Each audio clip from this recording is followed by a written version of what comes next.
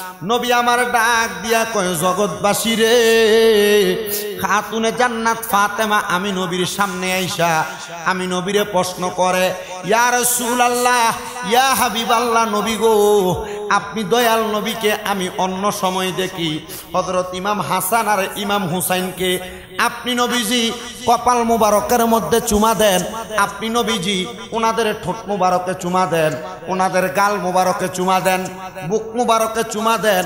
ইয়া রাসূলুল্লাহ, আজকে পর্যন্ত কোনোদিন দেখলাম না গলার মধ্যে চুমা দিতে, আজকে পর্যন্ত কোনোদিন দেখলাম না ঠোঁট মুবারকগুলা ফাঁকা কইরা চুমা দিতে। নবীজি আপনি কেন তারা দুইজনকে এমনভাবে চুম্বন করলেন? আমার দয়াল নবী রহমাতুল্লিল আলামিন নবী চোখ মুবারকের পানি মুবারকগুলা ছাইরা দিছে। নবী আমার কষ্ট হইতেছে আপনারা, নবী আমার চোখ মুবারকের পানি মুবারকগুলা ছাইরা দিছেন। আমার নবীজি কান্না করতেছেন। খাতুনে জান্নাত ফাতেমা ডাক দিয়া কয়, বাবা গো, ও আব্বা মুহাম্মাদুর রাসূলুল্লাহ সাল্লাল্লাহু আলাইহি ওয়াসাল্লাম, আপনারা আমি প্রশ্ন করলাম কেন এভাবে আদর করলেন, এভাবে চুমা দিলেন, আপনি কেন চোখের পানিগুলা ফালায়া ফালায়া কান্দেন? আমার দয়াল নবী রহমাতুল্লিল আলামিন নবী ডাক দিয়া কয়, ফাতেমা, আমি অন্যদিন যেই কারণে চুমা দেই আজকের চুম্বন করাটা কিন্তু এই কারণে না। ইয়া রাসূলুল্লাহ, ও আমার পানের আব্বা, আজকের চুমা দেওয়ার কারণটা আপনার কাছে জানতে চাই। আমার দয়াল নবী রহমাতুল্লিল আলামিন নবী চোখ মুবারকের পানিগুলা ছেড়ে ডাক দিয়া কয়, ফাতেমা রে, ও ফাতেমা, শোনো শোনো, অল্প কিছুক্ষণ আগে আমার আল্লাহ তাআলা হযরতে জিবরাইল আলাইহিস সালাতু ওয়াস সালামকে আমি নবীর কাছে পাঠাইছে, আমি নবীর কাছে পাঠাইয়া জিবরাইলের মাধ্যমে খবর দিছে আমার কলিজার টুকরা দুইজন নাতি, এই দুইজনের মধ্যে বড়জনকে আমার আল্লাহ তাআলা দুনিয়ার জমিনে এমন কষ্ট দিব রে, এমন কষ্টের শাহাদাত বরণ করাইব, একবার দুইবার তিনবার না। আমার হযরত ইমাম হাসান রে কারবালার ময়দানে যাওয়ার আগে ওই কুফানগরীর বেঈমান এজিদের দলেরা 6 বার বিষপান করাইব। আল্লাহর কসম, ইমাম হাসান বিষক্রিয়ায় মরবে না, তারা 7ম বার বিষপান করাইব, তবুও আমার ইমাম হাসান বিষক্রিয়ায় মরবে না। ফাতেমা যেন 20 জন হযরত ইমাম হাসান রে মারতে না পারে, এই জন্য আমি দয়াল নবী হযরত ইমাম হাসানের ঠোঁট মুবারকে চুমা খাইতে থাকি। ফাতেমা একটা ডাক দিয়া কয়, নবী গো, নবী গো, ইয়া রাসূলুল্লাহ, নবী গো, তাহলে ইমাম হুসাইনের গলা মুবারকে কেন চুমা দিলেন? আমার দয়াল নবী কান্দে আর ডাক দিয়া কয়, ফাতেমা, একদিন আমি নবী এই দুনিয়ার জমিনে থাকবো না, আমি দয়াল নবী এই দুনিয়া থেকে রওজা মুবারকে চলে যাইব, ওই রওজা মুবারকের মধ্যে যে আমি নবী চলে যাইব, যাওয়ার পরে আমি নবীর উম্মত দাবি করব, শরীরে পাঞ্জাবি থাকবো, মাথায় পাগড়ি থাকবো, মুখের মধ্যে দাড়ি থাকবো, তারাও আমি নবীর উম্মত দাবি করব, তারাও নামাজ পড়ব। ইয়া রাসূলুল্লাহ, ইয়া হাবিবাল্লাহ, নবী গো, তারা নামাজ পড়ব, এদের কথা কেন বলতেছেন? আমার নবী কয়, এদের মাথার মধ্যে পাগড়ি, মুখের মধ্যে দাড়ি, শরীরের মধ্যে সুন্দর পাঞ্জাবি, কিন্তু কারবালার ময়দানে আমি নবীর মসনদ দ্বারা দখল করবার লাগা এরা আমার নাতি ইমাম হুসাইনের গলা মুবারকের মধ্যে ছুরি চালাইব। এটা আর কেউ না রে ফাতেমা, এটা হইল দুষ্ট ইয়াজিদ। ইয়া রাসূলুল্লাহ, দুষ্ট ইয়াজিদের পরিচয় জানতে চাই? আমার নবীর সাহাবায়ে কেরাম দুষ্ট ইয়াজিদের পরিচয় দেয়। ইয়াজিদের 1 নাম্বার খারাপ চরিত্র হইল, ইয়াজিদ ছিল 1 নাম্বার নারী লুবি লুচ্ছা মানুষ, 2 নাম্বার ইয়াজিদ ছিল মদপান করনেওয়ালা, 3 নাম্বার ইয়াজিদের স্বভাব ছিল ইয়াজিদ আল্লাহর নবীর বংশধররে ভালোবাসতেন না, আল্লাহর নবীর বংশধররে মোহাব্বত করতেন না। ইয়াজিদ কি করছে জানেননি রে বাবা? এই ইয়াজিদ আমার নবী যখন দুনিয়া থেকে রওজা মুবারকে চলে গেছে, ইমাম হুসাইন রাদিয়াল্লাহু তাআলা আনহুরে শাহাদাত করার আগে ইয়াজিদ মদিনা শরীফের ভিতরে গরু ছাগল বাইন্দা রাখছে। গরু ছাগল মদিনার মধ্যে 3 দিন প্রস্রাব পায়খানা করছে। এই 3 দিন মদিনার মধ্যে 1 ওয়াক্ত নামাজও হয় নাই। ইয়াজিদের এমন দুশ্চরিত্র ছিল। ইয়াজিদ ঘোষণা করছে, হে আমার বংশের লোকেরা, ইয়াজিদের সৈন্যবাহিনীরা, তোমরা আমার যারা অনুসরণ করো, আমার এলাকার মধ্যে যত মহিলা আছে, তোমরা মহিলাদেরকে গণধর্ষণ করতে পারো, এদের সঙ্গে মেলা মেলামেশা করতে পারো। বিয়া ছাড়া কোনো মহিলার সঙ্গে মেলামেশা করলে এটারে বালাকাম কয় না, এটারে ধর্ষণ বলে, এটারে জিনা বলে। ইয়াজিদের স্বভাব ছিল জিনাকুরি করা, খারাপ কর্মকাণ্ড করা। ইয়াজিদ এমন খারাপ কর্মকাণ্ডগুলা করত, তবুও বাংলার সমাজের মধ্যে অনেক মানুষ ইয়াজিদের প্রশংসা করে।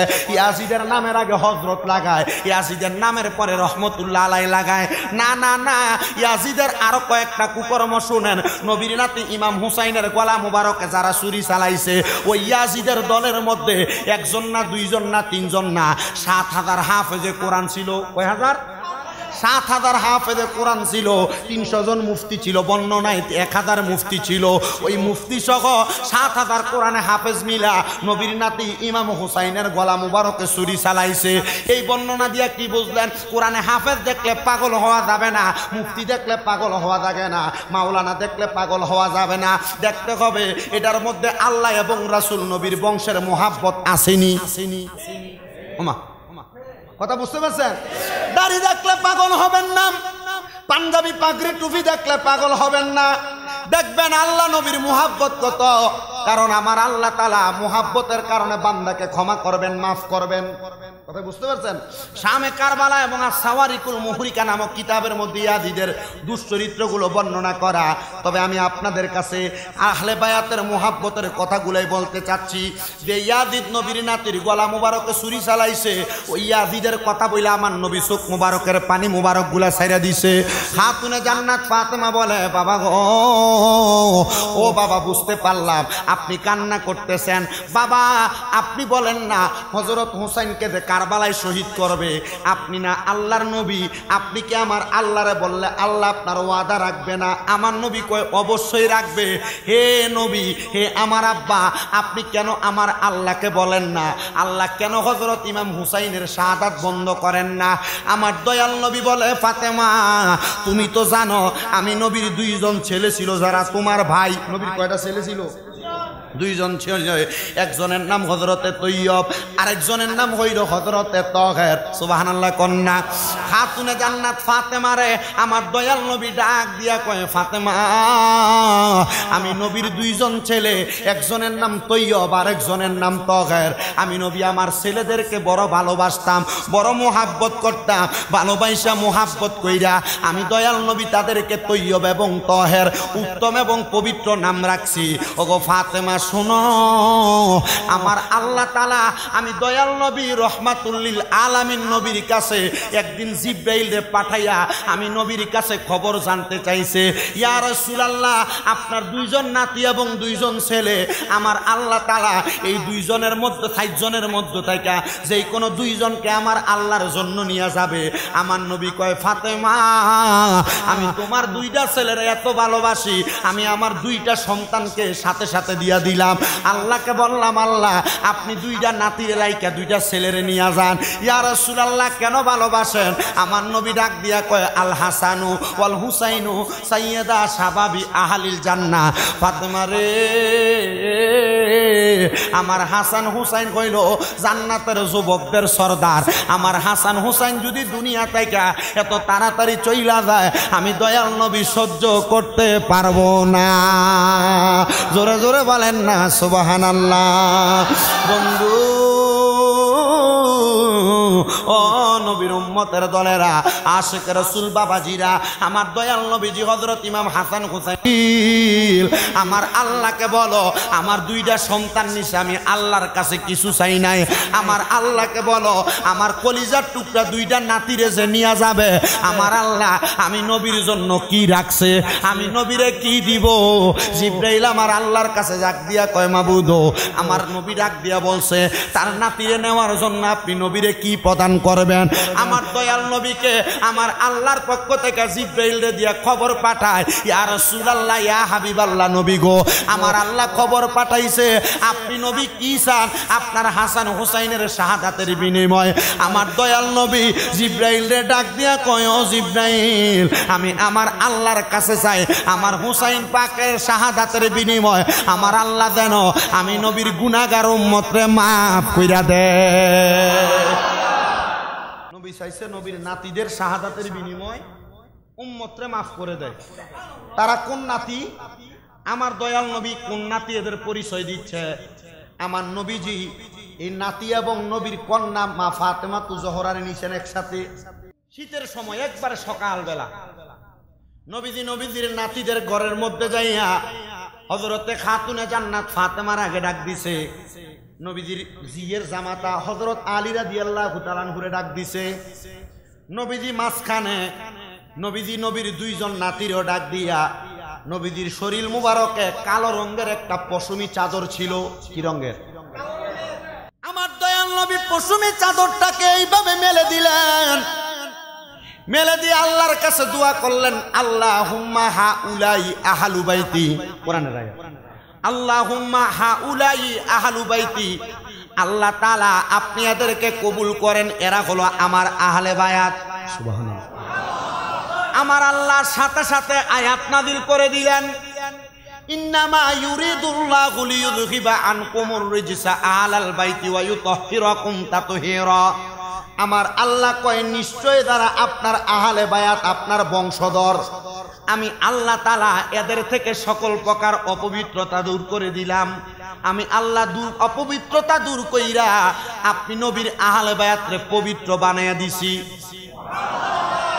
নবী যখন নবীর চাদর মুবারকটাকে এমন ভাবে মেইলা ধরলেন, এমন টাইমে আমার নবীর একজন স্ত্রী আইসা নবীর চাদর মুবারকটা তুইলা চাদরের নিচে প্রবেশ করব।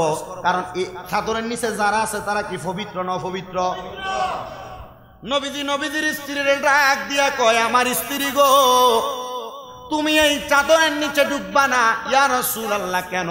বলে, তুমি তোমার জায়গায় সম্মানিত, তারা তাদের জায়গায় সম্মানিত। ইয়া রাসূলুল্লাহ, কেন? আমার নবী কয়, আমার এই বংশধর আহলে বায়াত হইল নূহ পয়গাম্বরের নৌকার মতো। বলে, হুজুর কেন? ওই নূহ নবীর উম্মত ছিল 80 জন। কয়জন? আমাদের নবীর উম্মত কয়জন গণা আসেনি? অগণিত উম্মত। নূহ নবীর 80 জন উম্মতের মধ্যে 40 জন বেড়া মানুষ, 40 জন বেড়ি মানুষ, পুরুষ এবং নারী। নূহ নবীকে আমার আল্লাহ তাআলা অনেক আগে ঘোষণা দিছিলেন, নূহ নবী আপনার এলাকার মধ্যে প্লাবন হবে। জানাইছে কে? ও নবী, আপনি একটা নৌকা বানান, যে সময় প্রখর রৌদ্র, মেঘ বৃষ্টির কোনো দেখা নাই, মরুভূমি। নূহ নবী কয়, আল্লাহ নৌকা বানাইতে বলেন। নৌকা বানাইলে মানুষ আমারে মজনুন বলে দাবি করবে, পাগল বলে ঘোষণা করবে। হ্যাঁ ও নবী, আমি আল্লাহ বলছি আপনি বানান। আল্লাহ বললে বানাইতে অসুবিধা আসেনি। নূহ নবী আল্লাহর আদেশ মোতাবেক বড় গাছ কাইটা নৌকা বানাইলেন। এলাকার সব মানুষ নূহ পয়গাম্বর রে কয় পাগল। নূহ নবী কয়, না, আমার আল্লাহ বলছে তোমরা আমারে পাগল বলতে পারো। এই জন্য আশেক বলে, ওরে লোকে আমায় বলে রে মন্দ, ওরে আমার কাছে লাগে আনন্দ। আমার মন জানে আমি জানি, আমার মাওলায় বানাইছে আমায় উদাসী। আপনি মাওলার জিকির করেন না, মাওলার পথে থাকেন না, দেখবেন মাওলা আপনার দুনিয়ার পাগল বানাইবে না, আপনার আখিরাতের পাগল বানাইবো। তখন দুনিয়ার মানুষ আপনার পাগল কইব, মাওলা কইব এটা পাগল না, এটা জান্নাতের বাদশা। নূহ নবীরে যখন মানুষ এনকার করে, নূহ নবীর 2 রাকাত নামাজের জন্য যায়, নামাজের মুসল্লাটা বিছাইছে। নূহ নবী নামাজ পড়িরা সিজদার মধ্যে দেয়, আমার আল্লাহরে ডাক দিয়া কয়, আল্লাহ আমারে দিয়া নৌকা বানাইয়া লওয়াইছেন, মানুষ দিয়া আমারে খারাপ মন্তব্য করে। এবার মানুষ মন্তব্য করতে করতে নূহ নবী কত বিরক্ত, আল্লাহর কাছে কয়, আল্লাহ আপনি এদের একটা বিচার করেন, বিহিত করেন। আল্লাহ কয়, নূহ নবী ইন্নাল্লাহা মা'আস সাবিরিন, ধৈর্য ধারণ করেন। সুবহানাল্লাহ।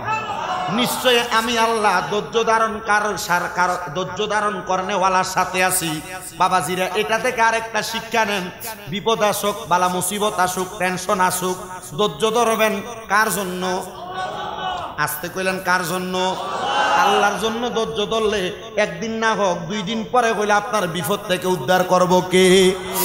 নূহ নবী আল্লাহরে দোয়া করে, আল্লাহ এরা আমারে নৌকা বানায় খারাপ কয়। আল্লাহর পয়গম্বর নূহ নবী কয়, যেহেতু আমি আল্লাহর কাছে দোয়া করছি, আল্লাহ এদের থেকে আমাকে রক্ষা করবেন এবং বাঁচাইবেন। কিন্তু বাবা, পরের দিন সকালবেলা নূহ নবী নৌকার কাছে যেয়ে দেখে এলাকার মানুষ আইসা নূহ নবীর নৌকাটার মধ্যে পায়খানা কইরা দিছে। নূহ নবীর নৌকাটার মধ্যে কষ্ট দিচ্ছে আপনারা? অসুবিধা হইতো না তো? তো সেই কথাই ছিলাম, নূহ নবী সকালবেলা যায় দেখে নূহ নবীর নৌকার মধ্যে পায়খানা করে দিছে। নূহ নবী আবার 2 রাকাত নামাজ পড়ে আল্লাহরে ডাক দিয়া কয়, আল্লাহ দোয়া করলাম এদের থেকে বাঁচানোর জন্য, সকালবেলা এসে দেখে আমার নৌকারে নোংরা করে রাখছে। নূহ নবী দাঁড়ানো, ওনার সামনে দিয়ে আইসা একজন একজন কইরা ওই এলাকার যত ইহুদি আছে সব আইসা নূহ নবীর নৌকারে পায়খানা করতে করতে, প্রস্রাব করতে করতে নূহ নবীর নৌকাটারে টইটম্বর বানায়া ফেলাইছে, একবার নৌকা ভরে ফেলাইছে। নূহ আলাইহিস সালাতু ওয়াস সালামের ওই জামানায় বৃদ্ধ একজন মহিলা, ওনার 2 জন নাতি, ছোট মানুষ, পোলাফেন শখ করে না, ছোট মানুষ শখ কইরা এই নৌকার মধ্যে প্রস্রাব পায়খানা কইরা দাদির কাছে যায় গপ মারে, হে দাদি খবর জানেননি এই নূহ নবী একটা নৌকা বানাইছে, এলাকার এমন কোন মানুষ নাই এই নৌকার মধ্যে দেয়া প্রস্রাব পায়খানা করছে না। দাদি কয় কসকি, বুড়া মানুষ কসকি, সবাই করলো। নাতিগুলা ডাক দিয়া কয়, হে দাদি বাকি শুধু আছেন আপনি একজন। দাদি কয় ঠিক আছে, বুড়া মানুষ আমার একটু লইয়া যা। এই দাদির কয়েকটা রোগ আছিল, কিতাব প্রমাণ করে 1 নাম্বার এই দাদির শরীরের মধ্যে ফসা রোগ ছিল, কুষ্ঠ রোগ ছিল। কি রোগ? কুষ্ঠ রোগ। 2 নাম্বার বুড়া হওয়ার কারণে দাদির শরীরের চামড়াগুলা বইটা গেছিল। 3 নাম্বার এই মহিলার মাথার মধ্যে কোনো চুলও ছিল না। বাজান আমার 2 জন নাতি হাতের মধ্যে দইরা দইরা এই দাদিরে নিয়ে নৌকার কেদারার মধ্যে পাড়ার মধ্যে নিয়ে বসাইছে। দাদি প্রস্রাব পায়খানা করবে, নাতিগুলা অন্যদিকে ঘুরা তাকাইছে। এমন টাইমে দাদিটা উঠ হইয়া পিছনের দিকে ঘুরা নৌকার বাথরুম প্রস্রাব পায়খানা গুলার ভিতরে পড়ে গেছে। নাতিগুলা পিছনের দিকে ফিরা দেখে দাদিরে তো দেখা যায় না, কিন্তু নৌকার মধ্যে কে জানি জাফাজাফি করতেছে। টান দিয়া তুলছেন, তোলার পরে দেখে আরে আমরা দাদি না বুড়া মানুষ ছিল, নৌকার মধ্য থেকে চিনি উঠছে, তিনার মাথায় চুল আছে। মুরব্বী দাদির মাথার মধ্যে কোনো চুল ছিল না, চামড়ার মধ্যে বাস ছিল। এই ব্যক্তির চামড়ার মধ্যে কোনো বাস নাই, শরীরের মধ্যে কুষ্ঠ রোগ ছিল, শরীরের মধ্যে কোনো কুষ্ঠ রোগ নাই। নাতিগুলা ডাক দিয়ে কয়ে, মহিলা আপনি কে, আমরা দাদিটা কোথায়, আপনি কোথা থেকে আসলেন? ডাক দিয়া কয়, নাতি আমি তো তোমরার দাদি। বলে আপনি না বুড়া ছিলেন, আপনার চামড়া না বটা ছিল, আপনার শরীরে না কুষ্ঠ রোগ ছিল, মাথায় না চুল ছিল না। বলে এই নৌকার মধ্যে পড়ার কারণে মনে হয় কুদরতিভাবে আমার শরীরের রোগ বালা হইয়া গেছে, মাথায় চুল উইটা গেছে। এবার পুরা এলাকার মধ্যে এলান হইয়া গেছে, এলাকার মধ্যে খবর হইয়া গেছে নূহ নবীর নৌকার মধ্যে কুষ্ঠ রোগী পইরা বালা হইয়া গেছে, নূহ নবীর নৌকায় বুড়া পইরা জোয়ান হইয়া গেছে, নূহ নবীর নৌকার মধ্যে বেলমাথা পইরা চুল হইয়া গেছে। এলাকার সব মানুষ যাদের যেই রোগ আছে ওই রোগ লইয়া আইসা এই জায়গার মধ্যে থেকে ময়লাগুলা লইয়া লইয়া লাগায়। আর আমার আল্লাহ তাআলা নূহ নবীরে ডাক দিয়া কয়, নূহ রে দেখছো নি রে নূহ, তারা যখন তোমার অ্যাঙ্কার করে, তোমার সঙ্গে বাজে মন্তব্য করে, তুমি নূহ নবী আমার কাছে বাঁচার জন্য দোয়া চাইছিলা। নূহ নবী সকালে আইসা দেখো প্রস্রাব পায়খানা করে শেষ করে রাখছে, তুমি আমার কাছে আবার নামাজ পড়ে দোয়া করছো। আমি আল্লাহ তাআলা এদেরকে দিয়ে আবার এগুলা পরিষ্কার করাইতেছি। পুরো এলাকার বুবা থাকলে আইসে এই প্রস্রাব পায়খানা খায় বালা হইয়া যায়। পুরো এলাকার যত খারাপ মানুষ আছে এগুলা নিয়ে শরীরের ব্যথা হইলে ব্যথায় লাগায় বালা হইয়া যায়। এমন ভাবে নৌকাটারে ধুইয়া মুইসা নূহ নবী পরিষ্কার করছে। নূহ নবী কয়, আল্লাহ তোমার কুদরতের খেলা পূজা বড় দায়। আল্লাহ ইন্না বাতুশা রব্বিকা লাশাদীদ, তোমার ধরা হইল শক্ত ধরা, নিশ্চয় তোমার ধরা শক্ত ধরা। আল্লাহ তুমি এমন ভাবে ধরছো, আল্লাহ নৌকা ভরা ছিল এটারে পরিষ্কার কইরা ছাড়ছো। আমার আল্লাহ কয়, বন্ধু নবী নূহ গো, আপনি চিন্তা করবেন না, এই নৌকার মধ্যে যারা যারা আরোহণ করবে, এই নৌকার মধ্যে যারা উঠবে তারাই কাল কিয়ামত থেকে বাঁচবে, প্লাবন থেকে বাঁচবে। নূহ নবী কয়, আল্লাহ প্লাবন হবে কখন?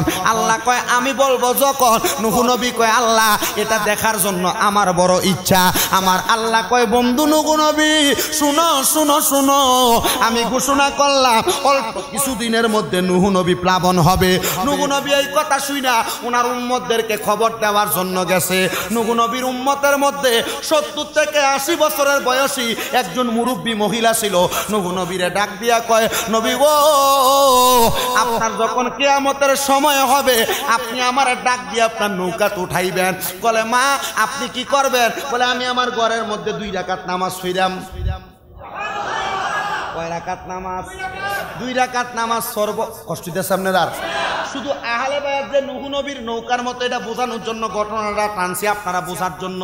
বেশি কষ্ট দিব না, অল্প কিছুক্ষণ সময় আপনাদেরকে নিয়ে একটু দোয়া দুরুদ করে তারপরে শেষ করে দিব।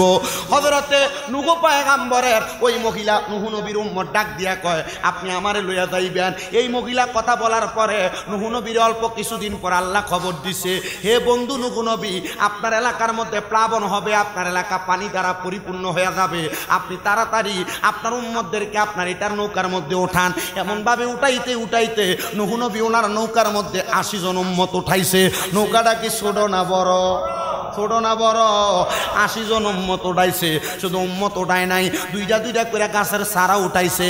সব পানি গরু 2টা, উট 2টা, ছাগল 2টা, বকরি 2টা, ইঁদুর 2টা, এমনভাবে সব রকমের পানি ওই নৌকায় উঠাইছে। উঠায় উঠায় আমার আল্লাহর আদেশ নূহ নবী নৌকার মধ্যে বসছে। নূহ নবীর উম্মতের মধ্যে নূহ নবী ওনার সন্তান এবং স্ত্রীকে বললেন আসার জন্য, কিন্তু নূহ নবীর একটা সন্তান ওই নৌকার মধ্যে ওঠে নাই। নূহ নবীর সন্তান ডাক দিয়া কয়, আব্বা, যদি প্লাবন হয়, পানি পরিপূর্ণ হয়, গাছের আগায় তো আর উঠতে পারবে না, আমি গাছের মাথার মধ্যে বাস করব, পাহাড়ের উপরে বাস করব। ডাক দিয়া কয়, না রে সন্তান, আমার আল্লাহ যেহেতু বলছে পাহাড়ও থাকবে না, এটা একটা কেয়ামতের নিদর্শন। কেয়ামত হইলে পাহাড় পর্বত নদী নালা সব ধ্বংস হইয়া যাইব। সন্তান কয়, না না না, আমি পারবো না, আব্বা জান আমার একটু আপনি নিয়ে যান। হযরতে নূহ পয়গম্বরের নামটা আমার আল্লাহ তাআলা নূহ রাখছে কেন জানেননি? নূহ শব্দের অর্থ হইল অধিক ক্রন্দন করনেওয়ালা, অধিক কান্না করনেওয়ালা। আমার আল্লাহ কয়, বন্ধু নূহ নবী, আপনি আমি আল্লাহর কাছে বেশি কান্দেন বিদে আমি আপনার নামটা নূহ রাইখা দিছি। জোরে জোরে কোন সুবহানাল্লাহ। বাবানো, হে আমার কাশীপুরে জামালপাড়া এলাকার বাবারা, বন্ধুরা, এবার নূহ নবীর সন্তান যখন ওঠে না, প্লাবন হইতে হইতে হইতে হইতে পুরা এলাকা পানির নিচে চলে গেছে। নূহ আলাইহিস সালাতু ওয়াস সালাম পানির নিচে যাওয়ার পরে নূহ নবী অনেক দিন পর্যন্ত লক্ষ্য করলেন প্লাবন শেষ হয় না। সারা এলাকার ইহুদিরা যখন পানির নিচে চলে গেছে, এবার আমার আল্লাহ তাআলা আস্তে ধীরে প্লাবনটারে বন্ধ কইরা নূহ আলাইহিস সালাতু ওয়াস সালাম রে এই 10 মুহররমের দিন মাঠের মধ্যে আবার পাঠাইছে। প্লাবন বন্ধ হয়ে গেছে। হযরতে নূহ নবীর 80 জন উম্মত নামিয়া গেছে। সকল পশু পাখি নামছে, গাছপালাগুলো রোপণ করছে। নূহ নবী নৌকার কাছ দিয়ে নৌকা থেকে নাইমা এলাকার মধ্য দিয়া যখন গমন করে ওই বুড়ি মহিলার ঘরের সামনে, নূহ নবী চিন্তা করলো এই মহিলা না বলছিল তারে আমার নৌকা ওঠানোর জন্য, আমি তো তারে উঠাই নাই, আমি একটু দেখি এই মহিলার অবস্থা কি। নূহ নবী ঘরের সামনে দেয়, সালাম দেয়, আসসালামু আলাইকুম। এমন টাইমে মহিলাটা ঘরের দরজা খুলছে। দরজাটা খুইলা ওই মহিলাটা ঘরের মধ্য থেকে আইসা কয়, নূহ নবী, কিয়ামতের সময়, প্লাবনের সময় কি হয়ে গেছে। নূহ নবী করে বলে কি, প্লাবন শেষ করে আইলাম মাত্র। এই মহিলা কয় প্লাবনের সময় হয়েছে। নূহ নবী মহিলারা কোনো কথা বলে না। জিজ্ঞাসা করে, মহিলা, আপনি প্লাবনের কথা বলতেছেন, আপনি আমাকে যে বললেন প্লাবন হলে ডাক দিতাম, আপনি এতক্ষণ কি করছেন এতদিন? হুজুর এতদিন কই? আমি না আপনারা বললাম 2 রাকাত নামাজ পড়বো। বলে, হ, আপনার বইলা মাত্র আমি 2 রাকাত নামাজ পড়তে ঢুকলাম, আমি 2 রাকাত নামাজের সালাম ফিরাইলাম, আপনি আমারে ডাক দিলেন। এতদিন যে প্লাবন হইল, মহিলা ছিল কই? বন্ধু আমার, মাওলার দানে যারা মগ্ন থাকে, 1 দিন 2 দিন 5 দিন 10 দিন 1 মাস 1 বছর তারার চোখে লাগে না। এরা একটা সেজদা দিয়া সারা জনম কাটাইয়া দিতে পারে। নূহ নবী আমার আল্লাহর কাছে একটা সেজদা দিছে। সেজদাটা দিয়া ডাক দিয়া কয়, আল্লাহ, আমি নূহ নবীর নৌকা যারা উঠছে, পৃথিবীতে যারা ছিল সব ধ্বংস হয়ে গেছে, আল্লাহ এই মহিলাটা ধ্বংস হইল না। আমার আল্লাহ কয়, বন্ধু নবী, এরা আমি আল্লাহর প্রেমে মশগুল ছিল, এই জন্য এই মহিলাটা ধ্বংস হয় নাই। আর আপনার নৌকায় যারা উঠছে এরা বাঁচছে, আর অন্য কেউ বাঁচতে পারে নাই। আমার নবীও বলে এরা হইল আহলে বায়াত যারা, হযরত ইমাম হাসান, ইমাম হুসাইন, হযরত আলী রাদিয়াল্লাহু তাআলা আনহু, হযরত খাতুনে জান্নাত ফাতেমা, এরা হইল আমি নবীর আহলে বায়াত। এরা হইল আমি নবীর আহলে বায়াত। এই আহলে বায়াত হইল নূহ নবীর নৌকার মতো। নূহ নবীর নৌকায় নূহ নবীর যেই উম্মতরা উঠছে তারা বাঁচছে, যারা আমার আহলে বায়াতরে ভালোবাসবো তারা বাঁচবো। আপনারা কাশীপুর জামালপাড়ার মানুষ, আপনারা তার আহলে বায়াতরে ভালোবাসা মাহফিলের আয়োজন করছেন। আমি জানতে চাই, আমার আল্লাহ চাইলে আহলে বায়াতের মুহাব্বতে আমরারে মাফ করতে পারেনি? পারেনি। ও বন্ধু, কেমনে মাফ করতে পারে শুনেন। এবার খাতুনে জান্নাত ফাতেমা আমার নবীর কাছে কান্দে, নবী গো আপনি আমার আল্লাহরে বলেন না হুসাইনরে যেন কারবালায় শহীদ না করে, কষ্ট না দেয়। আমার নবী কয় ফাতেমা আমার আল্লাহ না বলছে হুসাইনের শাহাদাতে যত ফোঁটা রক্ত মুবারক মাটির মধ্যে পড়ব, প্রত্যেক ফোঁটা রক্ত মুবারকের বিনিময় আমার আল্লাহ আমার লক্ষ লক্ষ কোটি কোটি উম্মতরে নাজাত দিব। এ যুবক ভাইরা, মুরব্বী বাবারা, মনে রাখবেন আপনারা মুরব্বী না, আপনারা যুবক। কারণ হাসরের ময়দানে মুরব্বীরারে কিন্তু যুবক ওই বানাইব, ঠিক আছে না? আর এই যুবকদের সর্দার হবে হযরত ইমাম হাসান আর। তো যদি আপনি এদেরকে ভালো না বাসেন, এদেরকে স্মরণ না করেন, এদেরকে কবরে গেলে চিনবেন কেমনে?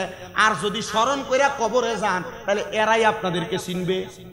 আমাদের এই মাহফিলটা করার মূল উদ্দেশ্য এটা, যেন আমরা ওনাদেরকে স্মরণ করে মাহফিল করার কারণে আমরা কাল ময়দানে মাশরে যখন উপস্থিত হব, জান্নাতের সর্দার ইমাম হাসান হুসাইন আমাদেরকে যেন চিনে।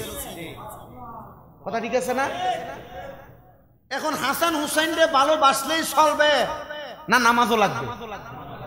না, এটা আপনার মুখের কথা। কেন নামাজটা লাগবে এটা একটু বলি। হাসান হুসাইনের জীবনীতে আছে, এরপরে ওয়াজ শেষ, ঠিক হবে না? বেশি রাত না, ফজরের নামাজ পড়বেন। যদি ওয়াজ কামে লাগে, কালকে ইমাম সাহেব রিপোর্ট দিব যে হুজুর হ্যাঁ ওয়াজ কামে লাগছে, মসজিদের কাতারে মানুষ ছিল, খিচুড়ি যতলা খাইছে অতলাই মসজিদে আইছে, ঠিক আছে?